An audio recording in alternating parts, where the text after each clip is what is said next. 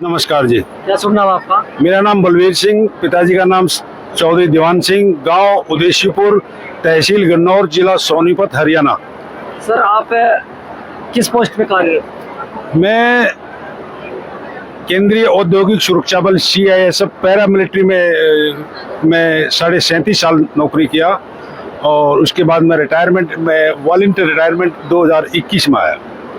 आप संत रामपाल जी महाराज के शरण में आने से पहले किस किस भक्ति करते थे? मैं संत रामपाल जी के आने से पहले जो हमारे पारंपरिक जो घरों में जो पूजाएं होती थी वही सब पूजा, हमारा जो माता जी है उनकी कढ़ाई वगैरह होती थी अष्टमी के दिन, और साधारण पूजा जो घरों में होती थी वही पूजा जो हम लोग पारंपरिक पूजा करते थे, जो घरों में जो पूजा होती थी।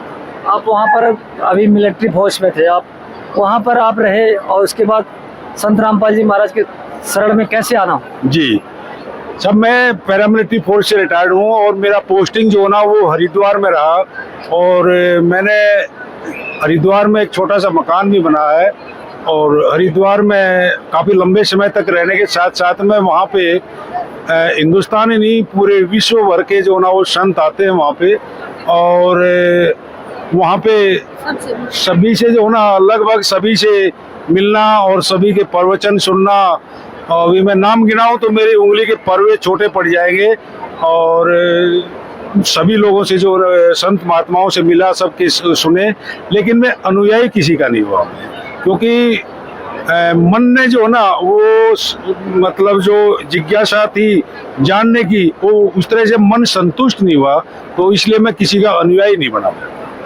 वहाँ पर आप थे, इतने लोग संत महात्मा मिले, आपको सारी जानकारियाँ रही होंगी, लेकिन आखिर संत रामपाल जी महाराज ने ऐसा क्या ज्ञान दिया आपको? जी संत रामपाल जी के मैं अभी लगभग 45 दिन से जो ना मैं संत रामपाल जी से जुड़ा हूँ। मैं इससे 5-7 दिन पहले हमारे पूरे परिवार के अंदर में मेरा छोटा भाई जो ना वो राधा स्वामी सत्संग व्यास से जुड़ा हुआ है, उनकी धर्मपत्नी है वो भी राधा स्वामी से जुड़े हैं, उनका बेटा भी जुड़ा हुआ है, मेरे पिताजी जुड़े हुए हैं, मेरा लगभग पूरा परिवार जो ना चाचा ताए पूरे जो ना वो राधा स्वामी सत्संग व्यास से जुड़े हुए हैं। तो एक मैं ही था अकेला कि जो मैं किसी सत्संग से या किसी का अनुयायी नहीं बना। और करीब करीब 2 महीने पहले यहाँ धनाना आने से पहले ताऊ जी का लड़का था और उनके साथ में 4-5 बंदे थे, वो कहने लगे कि जी हम व्यास जा रहे हैं, राधा स्वामी सत्संग व्यास में, आप भी चलो। तो मैंने बोला भाई अभी तो मेरे पास टाइम नहीं है। तो बोला नहीं चलो, गाड़ी में जगह है और आप चलो आप।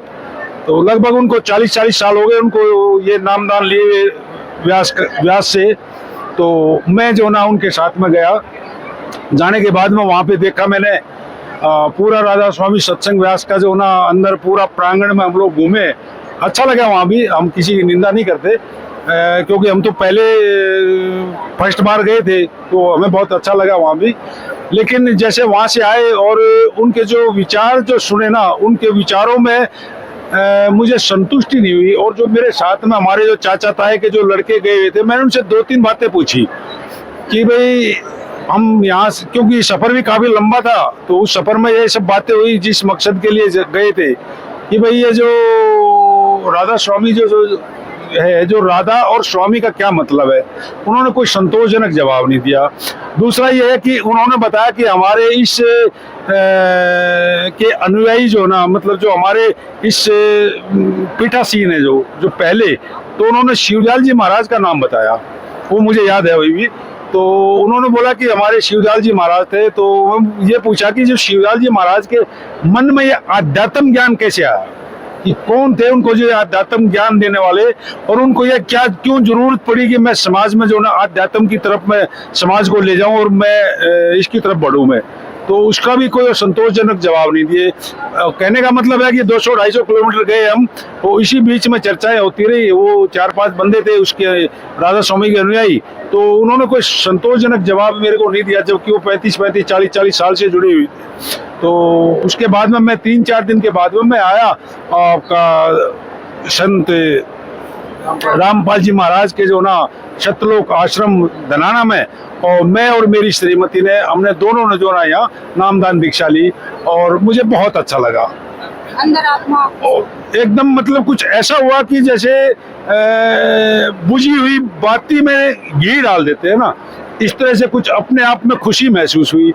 और मैं बताऊं आपको कि मुझे जो ना 2000 हाँ सन 2000 में मुझे चोट लगी थी। मुझे मेरी स्पाइनल ऑपरेशन हो रखा है, मेरा बहुत बड़ा ऑपरेशन हो रखा है। और मैं नाम दीक्षा लेने के बाद में मेरे कमर में बहुत भयंकर दर्द हुआ था। ऐसा हो गया था मैं टेढ़ा बिल्कुल कि जैसे इंग्लिश का जेड होता है ना, ऐसे मैं 3 जगह से मुड़ गया था। और सुबह उठता या दिन में जब भी चारपाई उठना पड़ता तो ये हमारी श्रीमती है, मैं इनके हाथ का सहारा लेके मेरे को उठना था। तो मैं नाम दीक्षा लेके यहाँ से गए और वहाँ पे मैं बिस्तर पे लेटा हुआ था। मैं सुबह शाम को जो ना नाम जो ना लेके और मैं सो गया। और रात में क्या अचानक क्या हुआ कि मेरी कमर में झटका लगा, रीढ़ की हड्डी में झटका टाइप का लगा। मुझे बहुत दर्द हुआ तो मैं जो ना दर्द से कराया और उसके बाद में काफी देर बाद में नींद आई, मैं सो गया। सुबह में उठा जबकि मैं कई दिन से जो ना वो मिसिज के हाथ का सहारा लेके मेरे को उठना पड़ रहा था। उस दिन मैं सहारा नहीं लिया और मैं सुबह जो ना वो उठ गया। मैं तो मैंने इनको मिसिज को बोला कि देखो मैं आज उठ गया हूँ और मुझे आराम लगा। और मुझे ऐसा लगा कि मैं सतलोक आश्रम धनाना धाम में पंडाल के राइट साइड के कोने में जहाँ पे बर्तन का ट्रॉली रखा हुआ है ना, मुझे ऐसा लगा कि मैं धनाना धाम में ट्रॉली में जो बर्तनों की ट्रॉली है उसके पास में मैं सेवा कर रहा हूँ, मैं वहां पे खड़ा हूँ, जिसमें मुझे वो झटका लगा कमर में। तो मुझे बहुत सुबह उठा तो मुझे बहुत अच्छा फील हुआ। तो ये बोली कि कैसे उठ गई? मैं बोला पता नहीं क्या हुआ, रात में झटका लगा था और मैं जो ना अभी बिल्कुल ठीक हूँ। मैंने कमर को दाएं किया बाएं किया और मैं बिल्कुल अपने आप को अच्छा फील महसूस किया। फिर उसी के नेक्स्ट अगले दिन जो ना फिर मुझे एक और झटका, ऐसे ही सेम झटका लगा और मैं सेम जो ना वहाँ राइट साइड में बर्तनों की ट्रॉली के पास में मुझे जो ना मैं शोपन में वहाँ पहुँच गया और मुझे झटका लगा और मैं जो ना एकदम अच्छा स्वस्थ अभी आपके सामने खड़ा हूँ। मैं बिल्कुल स्वस्थ हूँ। आप बोलेंगे कोई भी एक्सरसाइज व्यायाम योगा करने के लिए, मैं भी करने के लिए तैयार हूँ। मेरी कमर और मेरा शरीर बिल्कुल फिट है बिल्कुल। उसके बाद में हमारा जो भतीजा है वो सतलोक आश्रम धनाना धाम से जुड़े हुए, मेरे से पहले जुड़े हुए। तो उन्होंने बोला और मेरे भी फोन पे मैसेज आया कि भाई धनाना धाम में जो ना ऐसे 12 आश्रमों में प्रोग्राम है, भंडारा है, तो उसमें आप 5-6 दिन की जो सेवा देना चाहते हैं तो आप दे सकते हैं। तो मैंने तुरंत जो ना अपने भतीजे को फोन लगाया, बोला कि भाई मेरा नाम जरूर लिखवाना, क्योंकि मुझे जो ना बहुत अच्छा फील हो रहा था कि मैं सोच रहा कि मैं पता नहीं आश्रम के लिए और अपने लोगों के लिए मैं कितना क्या करूं और मुझे और भी अच्छा फीलिंग हो, मतलब करने की उत्तेजना जागी मेरी। तो उन्होंने जो ना वो नाम लिखवा दिया और हमको 6 तारीख को आना था, लेकिन मैं 7 तारीख को मैं किसी कारणवश सुबह 7 तारीख को यहाँ पहुँच गया और हम 12 तारीख तक रहेंगे। तो इसी बीच में मुझे जो ना वो 5 तारीख को शाम को मैं और मेरे चाचा जी, सबसे छोटे वाले चाचा जी, मेरे पिताजी 5 भाई हैं, सबसे छोटे वाले चाचा जी हैं, मैं और वो, मुझे स्वप्न में दिखाई दिया कि हम सतलोक आश्रम धनाना धाम के अंदर में हम दोनों लड्डू की सेवा में आए। एक चौकी में बहुत सारे लड्डू रखे हुए हैं और मैं अपनी चौकी की मतलब सेवा में बैठा हूँ, चाचा जी अलग बैठे हैं। और मैंने जो ना 5 तारीख को यहाँ धनाना धाम आने से पहले पूरे परिवार को मैंने ये बात बताई कि मुझे जो ना वो ऐसे वहाँ लड्डू की सेवा मिली है। और जैसे हम 7 तारीख को यहाँ धनाना धाम पहुंचे, हम लगभग 8 बजे के आसपास में, तो वहीं गेट पे जो ना मुझे मैं नहीं जानता कि कौन था कौन नहीं था, लेकिन जब उनका परिचय लिया हमने तो वो सतवीर दास जो ना वो उन्होंने अपना नाम बताया। और जैसे हम गेट के अंदर घुसे तो हमारे को बोला, हमने बोला कि भगत जी सत साहेब, तो उन्होंने बोला सत साहेब, तो बोला आप लोग दोनों इधर आओ, आपकी सेवा जो ना वो लड्डुओं में सेवा है आपकी। हम बोला हम एक बार नक मस्तक करके आते हैं उधर, उसके बाद में आते। बोला नहीं आप पहले थैला रखो, वहाँ पे पहुँचो पहले वहाँ पे, उसके बाद में आप वहाँ पे आना। तो जी हम जो ना वो दोनों गए वहाँ पे और यहाँ रास्ते में जहाँ पे आपका ये एग्जीबिशन लगा हुआ है इसके ठीक सामने हम आए। तो फिर भी हमने भगत को बोला कि हमको पहले एक बार नक मस्तक करके आने दो, उसके बाद में वहाँ जाएंगे। तो जी हम जो ना वहाँ नकमस्तक करके आए तो वो भगत हमारे पीछे वहाँ पहुंचा हमारे पास में, और वो हमारे को दोनों का हाथ पकड़ के हमारे को वहाँ लड्डू की सेवा में छोड़ के आया। और जबकि ये बात मैंने 2 दिन पहले पूरे परिवार को बताई थी। अचानक ये मेरे साथ में 3 दिन ये करिश्मा हुआ। अब इसको मालिक का करिश्मा कहेंगे या रामपाल जी का करिश्मा कहेंगे या क्या कहेंगे क्या नहीं कहेंगे तो मुझे नहीं पता, लेकिन जो सच्चाई थी वो मैंने बयां कर दी। आप संत रामपाल जी महाराज के शरण में आने के बाद आपके साथ इतना चमत्कार हुआ जी। तो अब जो पहले आप भक्ति करते थे या पुलिस फोर्स उसमें फोर्स में थे आप मान लीजिए जी वहाँ पर आपने जो देखा संतों का, जो आप वहाँ पर भंडारा देखा होगा संत महात्माओं का, जी जी जो वहाँ पर बर्ताव देखा होगा, कैसा रहा संत रामपाल जी महाराज के बर्ताव में या संत रामपाल जी महाराज के शिष्यों में जी और आप और वहाँ के लोगों में कैसा रहा? जी। संत रामपाल जी जो ना संत रामपाल जी अपने आप में परिपूर्ण भगवान हैं। क्यों?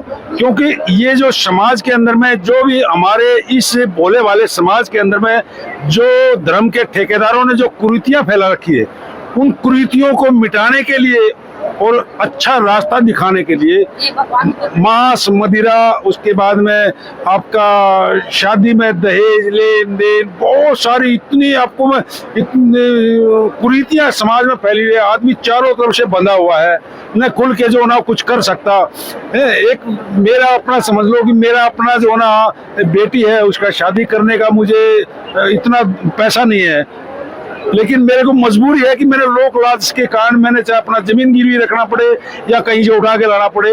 अगर मेरे भाई ने, मेरे चाचा ताए ने अगर 10 लाख रुपया खर्चा किया तो मैं मेरे से 11 लाख करवाएंगे वो एक लोग सामाजिक दबाव में। तो इन सब कुरीतियों को हटाने के लिए भगवान आए हैं।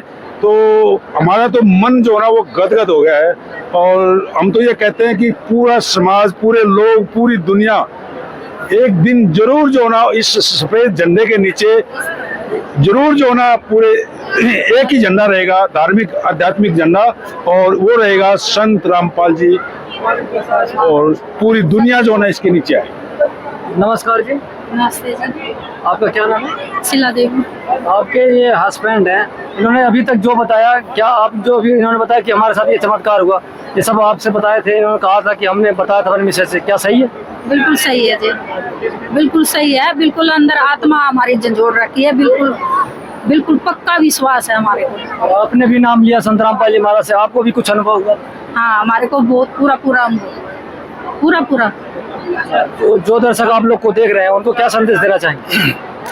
हम तो संदेश तो हम क्या देंगे, हम तो पाँव के ऊपर जो धूल है, धूल के कण के समान है, पाँव झाड़ दिया, वही धूल जो है ना वो जमीन में मिल गई और दोबारा उस धूल के कण को आप ढूंढ नहीं सकते।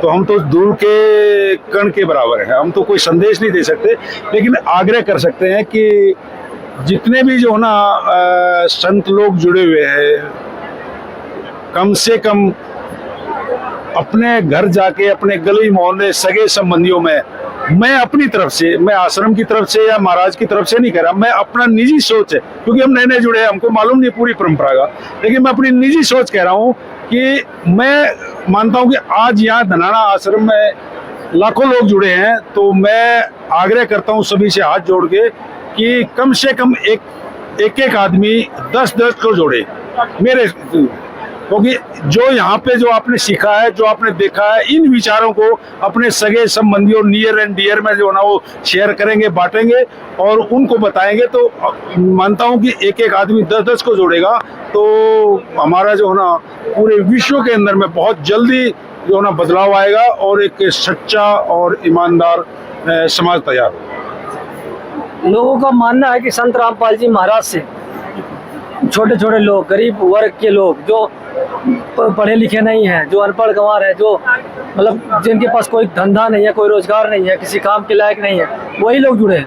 उनके बारे में क्या कहना चाहेंगे? क्योंकि आप एक गवर्नमेंट सर्वेंट रहे उस दिन, और आप उनको क्या संदेश देना चाहोगे? क्या कहना चाहेंगे भाई यहाँ पर जो लोग, उनका मानसिकता ऐसा है कि भाई यहाँ पर छोटे छोटे लोग ही जुड़ते हैं, जो भी पढ़े लिखे नहीं है या फिर उनके पास कोई खाने पीने का कोई बिजनेस नहीं है, वो तो वहाँ खाने जाते हैं, पेट भरने जाते हैं।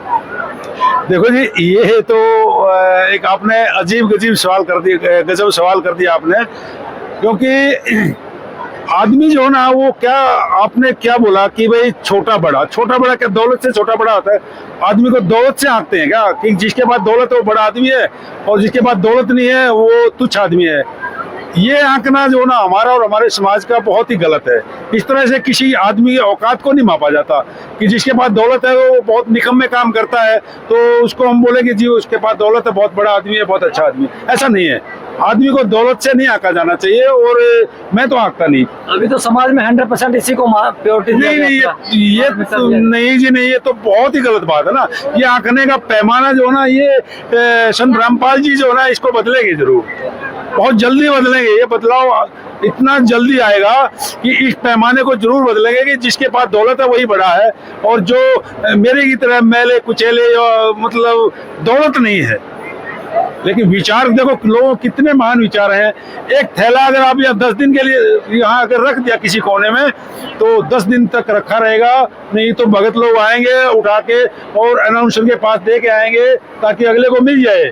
यहाँ पे कोई जो ना किसी की पर्स निकल गया, किसी का क्या बोलते हैं किसी गलती से किसी का फोन निकल गया या छूट गया या किसी का बच्चा दाएं बाएं हो गया तो यहाँ भगत लोग क्या करते हैं कि उसको तुरंत लेते हैं और अनाउंसर के पास दे के आते हैं। और ये तो मैं बोल रहा हूँ कि ये तो इतने ईमानदार लोग हैं कि इनको मैं क्या उपाधि दूँ, समझा। मेरे पास में वो शब्द नहीं है बोलने के लिए कि जो इस प्रांगण के अंदर में जो भी भगत मिले हैं वो ऐसे मिले हैं कि एक स्वर्ग की तरह जो ना ये लगा है कि एक्चुअली अगर आज लग रहा है धनाना में तो ये सतलोक लग रहा है, पृथ्वी में सतलोक लग रहा है। और इसमें आने वाले भक्त है जो उनकी भावनाएं इतनी अच्छी भावनाएं, इतने कोऑपरेटिव, इतने सहयोगी लोग हैं कि बहुत ही सहयोगी लोग हैं। तो इनको हम गरीब या इनको तुच्छ आदमी या इनको खाने के लालच में, आज कोई खाने का किसी के पास में जो ना वो टाइम नहीं है ना कोई खाने पे विश्वास रखता जी। आज तो आदमी के पास समय ही नहीं है, टाइम ही नहीं है। अभी यहाँ देखो लोग आंध्रा से, तमिलनाडु से, आसाम से, नागालैंड से, कोहिमा से, मेरे साथी जो ना वो पैरामिलिट्री से रिटायर्ड साथी मेरे पास में, आसाम से, आपका कोकराझार से, डिब्रूगढ़ से, कल ही मेरे की बात हुई। पूरे भारतवर्ष से आपका कच्छ से लेके मिजोरम तक और कश्मीर से लेके कन्याकुमारी तक इतने लोग आए हुए हैं। उसके बाद में एक दो तो मैंने विदेशी भी देखा है, कल एक दो विदेशी लोग भी देखे हैं, नेपाल से लोग आए हुए हैं। तो क्या ये सब लोग नहीं, ऐसा नहीं है। बहुत ही जो ना मतलब संत रामपाल जी की जो आध्यात्मिक ज्ञान है इसके चलते लोग जो ना यहाँ खींच के आए हैं, ना कि कोई खाने के लिए कोई। जो लोग संत रामपाल जी महाराज से जुड़ना चाहते हैं, नाम उद्देश्य लेना चाहते हैं, कैसे ले सकते हैं? जी, संत रामपाल जी से नाम लेने के जो ना आज पूरे भारतवर्ष के अंदर में 500 जो ना और नाम केंद्र खुले हुए हैं। और उसके बाद में जो हमारा साधना टीवी पे चैनल पे और जो संत रामपाल जी का जो सत्संग सुनाई देता है तो उसी में पीली पट्टी आती है, उसी पीली पट्टी पे 10 अक्षरों में मोबाइल नंबर है। आप जो ना उस मोबाइल नंबर पे संपर्क कीजिए, वो आपको बताएंगे कि आप भारतवर्ष के या विदेश के कहाँ के रहने वाले हैं और आपको कहाँ संपर्क करना है। तुरंत आपके पास में रिटर्न कॉल बैक आएगी और उस पे जो ना आपको लाइव आपको नामदान दिया जाएगा और बिना पैसे के निःशुल्क जो ना नामदान दिया जाएगा। बहुत बहुत धन्यवाद आपका। जी जी जी, बहुत बहुत शुक्रिया सत साहिब जी। सत